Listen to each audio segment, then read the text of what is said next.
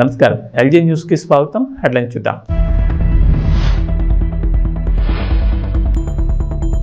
CM Revanth Reddy Delhi tour, cabinet విస్తరణపై చర్చ.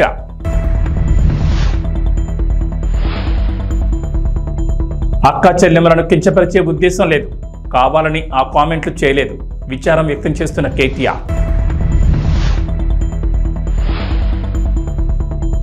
ఏపీలో అన్నా క్యాంటీన్లకు విరాళాలు, ఓ దాత 3 ఎకరాల్లో కిచెన్ ఏర్పాటు, మరికొంతమంది విరాళాలు అందజేత.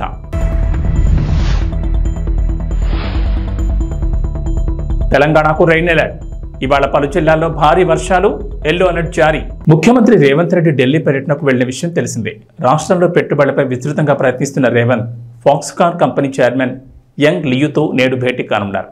అధికారిక పర్యటనతో పాటు పార్టీకి సంబంధించిన విషయాలపై కూడా సీఎం రేవంత్ అధిష్టానంతో చర్చించనున్నారు. పార్టీ అగ్రనేతలు రాహుల్ గాంధీ, మల్లికార్జున ఖర్గే, సోనియా, ప్రియాంక తదితరులతో సీఎం భేటీ కానున్నట్లు తెలిసింది. 2 లక్షల రైతు రుణమాఫీ హామీ నిలబెట్టుకున్న నేపథ్యంలో వరంగల్లో కాంగ్రెస్ భారీ బహిరంగ సభ ప్లాన్ చేస్తోంది. ఆ సభకు రావాల్సిందిగా రాహుల్ గాంధీని ఆహ్వానించనున్నట్లు తెలిసింది. ఇదే కాకుండా సీఎం రేవంత్ రెడ్డి ఢిల్లీ టూర్లో మంత్రివర్గ విస్తరణ ప్రధాన ఎజెండాగా తెలుస్తోంది. తెలంగాణ కేబినెట్ మంత్రుల సంఖ్య 18 కాగా ప్రస్తుతం సీఎం రేవంత్ రెడ్డితో కలుపుకుని 12 మంది మంత్రులుగా కొనసాగుతున్నారు. 6 బెర్తలు ఖాళీగా ఉండగా వాటి కోసం తీవ్రమైన పోటీ నెలకొని ఉంది.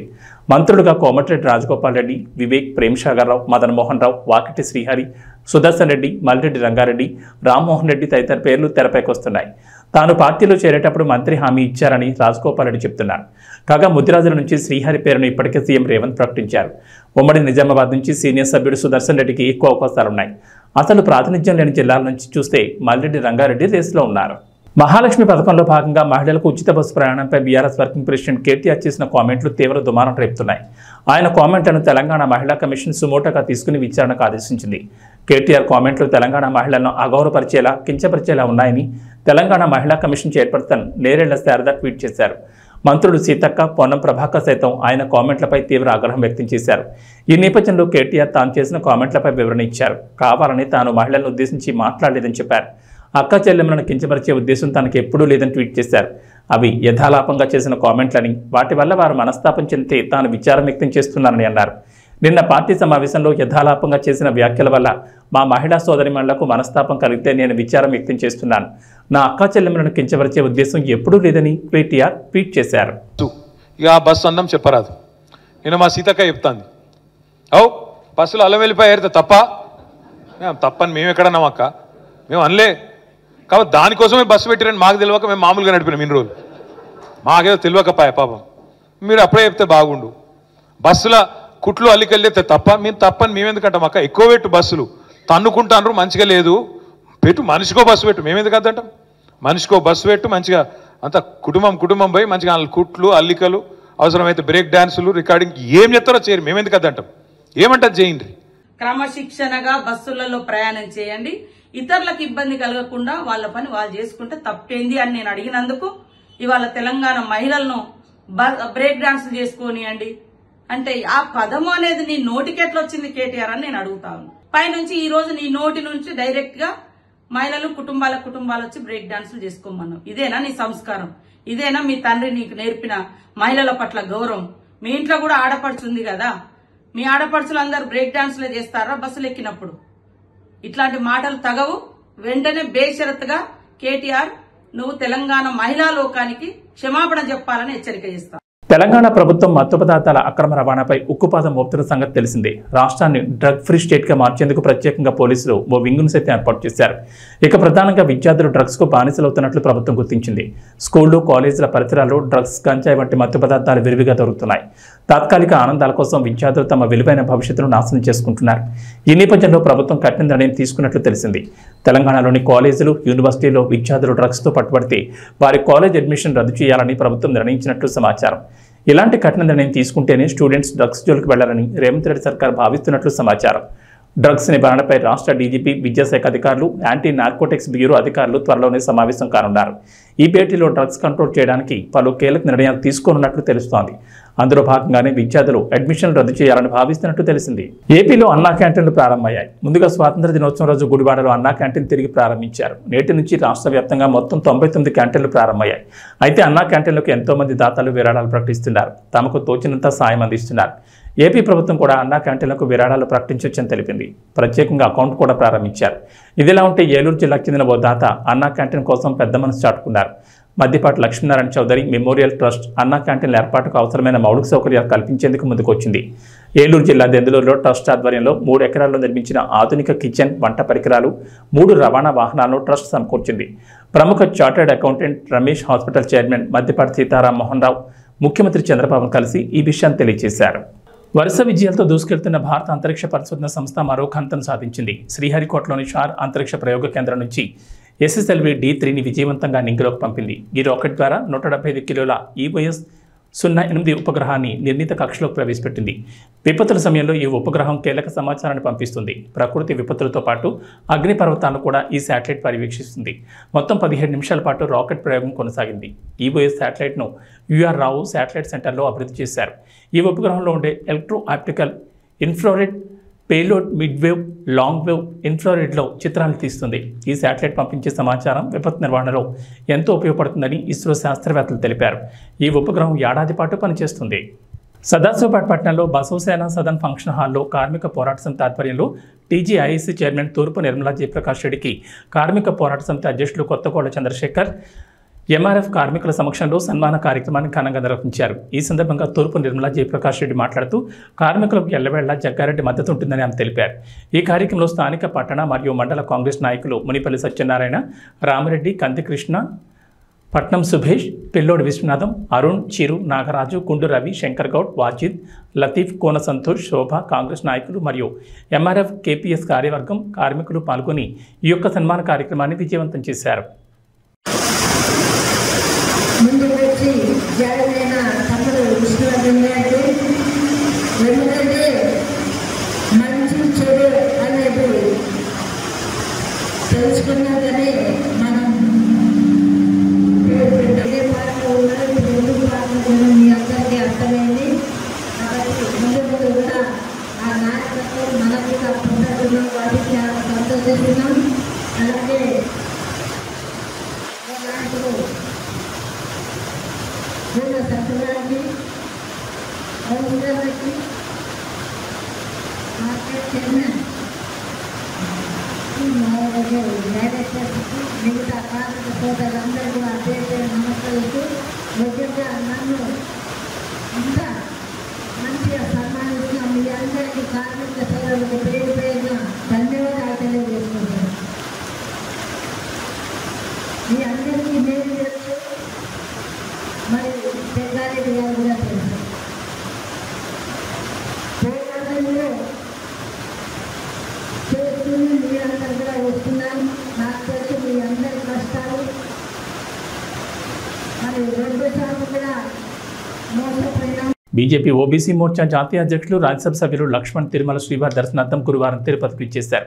ఈ సందర్భంగా అలిపిరి వద్ద ఆయనకు ఘనస్వాగతం లభించింది. బీజేపీ రాష్ట్ర అధికార ప్రతినిధి భానుప్రకాష్ రెడ్డి, బీజేపీ సీనియర్ నాయకులు చల్లి మధుసూదన్, సుబ్రహ్మణ్యం యాదవ్, బీజేపీ జిల్లా సాంస్కృతిక విభాగం కన్వీనర్ గుండాల గోపీనాథులు స్వాగతం పలికి ఆయన్ను సత్కరించారు. ప్రధాని నరేంద్ర మోడీ సుపరిపాలన పట్ల కులమతాలకు అతీతంగా ఆకర్షితులవుతున్నారని చెప్పారు. కేంద్రం అమలు చేస్తున్న పథకాలను నాయకులు విస్తృతంగా ప్రజల్లోకి తీసుకెళ్లాలని సూచించారు. ఈ కార్యక్రమంలో బీజేపీ తూర్పు మండల ఉపాధ్యక్షుడు కొండమనాటి సుబ్రహ్మణ్యం రెడ్డి, బీజేపీ నాయకులు చంద్రబాబు యాదవ్, దీపక్ యాదవ్, జయంత్ కుమార్, కిరణ్, రమేష్ తదితరులు పాల్గొన్నారు.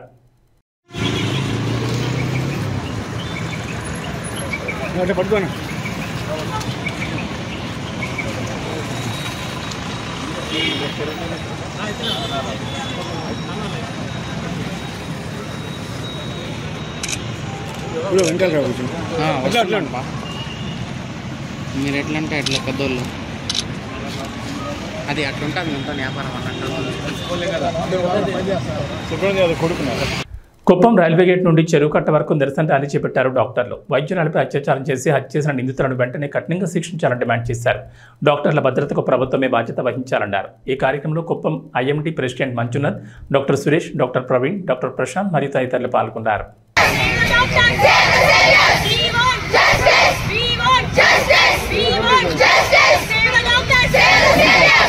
నా పేరు గౌతమి. నేను PES విశ్వవిద్యాలయంలో ఒక ఇంటర్న్ గా పనిచేస్తున్నాను. ఈ నెల 9వ తేదీన కలకత్తాలో మనందరికీ తెలిసిన విధంగా ఒక మహిళ అతి దారుణమైన విధంగా సెక్షువల్లీ అసాల్ట్ చేయబడి చంపబడింది. దీనికి విరుద్ధంగా మేము పిఈఎస్ విద్యార్థులం అందరము నిరసన చేపట్టాలని ఇప్పుడు ఇక్కడికి వచ్చాము.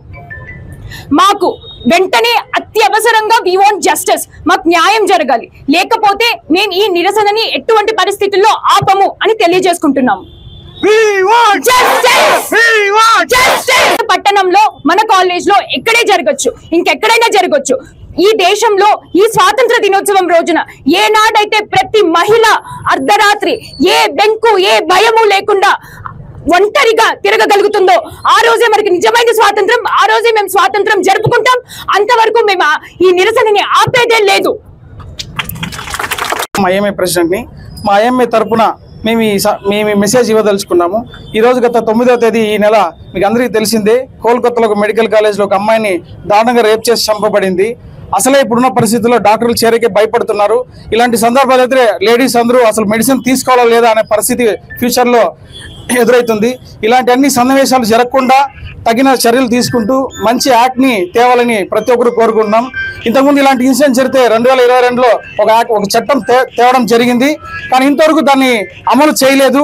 మేము ఈ సందర్భంగా అందరికీ తెలియజేయమనగా డాక్టర్స్ తరఫున కానీ కుప్పం పిఎస్ ఐఎంఏ తరఫున కానీ ఈ చట్టాన్ని అమలు చేసి ఇలాంటి పునరావృతం కాకుండా చేయాలని మనవి చేసుకున్నాను.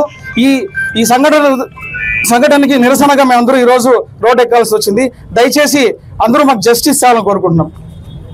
కుప్పంలో నూతన అన్నా క్యాంటీన్ ప్రారంభోత్సవం సందర్భంగా ప్రత్యేక పూజలు నిర్వహించారు ఎమ్మెల్సీ కంచెల శ్రీకాంత్. ఈ సందర్భంగా మీడియాతో మాట్లాడిన శ్రీకాంత్, కడా పీడీ వికాస్ మర్మత్, మునిరత్నం, సురేష్ బాబు అన్నా క్యాంటీన్లను రాష్ట్రంలో అన్ని ప్రాంతాల్లో ప్రారంభించడం సంతోషంగా ఉందని తెలిపారు. పేద ప్రజలకు అన్నం పెట్టడమే సీఎం చంద్రబాబు లక్ష్యం అన్నారు. ఎంతో మంది ప్రజల ఆకలి తీర్చిన ఘనత తెలుగుదేశం పార్టీదన్నారు. 5 రూపాయలకి అన్నా క్యాంటీన్లో 3 పూట్ల అన్నం పెడతాం జరుగుతుందన్నారు. అన్నా క్యాంటీన్లో రోజుకు 1200 మందికి అన్నం పెడతామన్నారు. నేడు కుప్పంలో నూతనంగా అన్నా క్యాంటీన్ ప్రారంభోత్సవం సందర్భంగా ఉచితంగా అన్నం పెట్టడం జరుగుతుందన్నారు. డోనర్లు ముందుకొచ్చి అన్నా క్యాంటీన్లకు డొనేషన్లు అందజేస్తున్నారు. రాష్ట్రంలోని పేద ప్రజలు ఆకలితో ఇబ్బందులు పడకూడదని అన్నా క్యాంటీన్లను ప్రారంభించడం జరిగిందన్నారు. అన్నం పెట్టేవారు దేవుడితో సమానం. పేదల ఆకలి తీర్చేవారిని ఎప్పటికీ ప్రజలు గుర్తుపెట్టుకుంటారు. గత 5 ఏళ్లలో రాష్ట్రంలోని అన్నా క్యాంటీన్లపై వైసీపీ నేతలు దాడికి పాల్పడ్డారు. నిర్విరామంగా ప్రభుత్వాలకు సంబంధం లేకుండా అన్నా క్యాంటీన్లు నడవాలని సీఎం చంద్రబాబు సతీమణి నారా భువనేశ్వరి కోటి రూపాయలు విరాళం అందించారని తెలిపారు.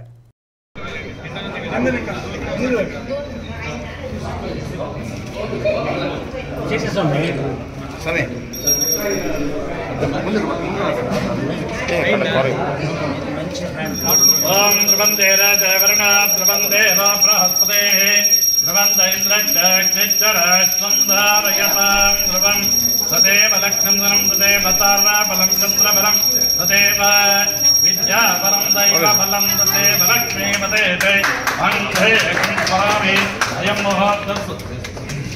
अयं मुहूर्तस्वः कुडिकालंడి अयं मुहूर्तस्वः इष्टनगुण्डन्त